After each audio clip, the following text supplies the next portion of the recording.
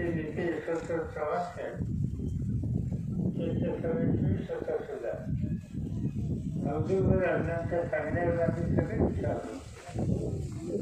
अवधूभर अण्णांचा तुमचा प्रचंड विश्वास होता, प्रेम होतं, निष्ठा होती.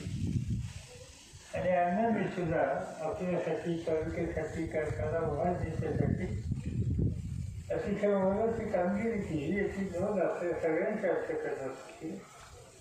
आणि हे सगळं उभं केलं आणि त्यांना साथ देणारे, त्याच्यानंतर हे चालवणारे, त्या मालिकेमध्ये 12 गाव हे सतर्कपणे आपल्याकडे होतं. पण काही गोष्टी मराठी सांगितल्याप्रमाणे आपल्या आवाक्याच्या बाहेर चौक्या आणि त्या वयाचा आपल्या अत्यंत माझी आपल्या सगळ्यांना एक विनंती मी आत्ताच सांगितलं प्रमुख लोक थोड्या दिवसांनी परत येते.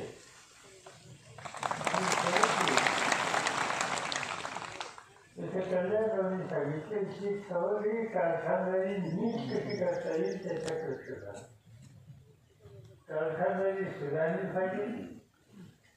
आणि शेतकऱ्याचं उसाचं शेवटचं टिफिन सुद्धा राहता कामा नये, त्याचं गरीब झालं पाहिजे, याची व्यवस्था केली पाहिजे.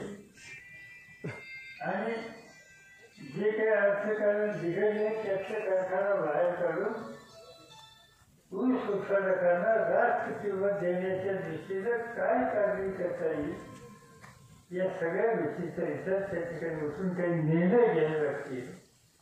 आणि ते निर्णय घेण्याच्यासाठी तुम्हाला विश्वासात घेऊन ते निर्णय घेते आणि त्याच्यामध्ये तुमच्या सगळ्यांची साथ मिळाली.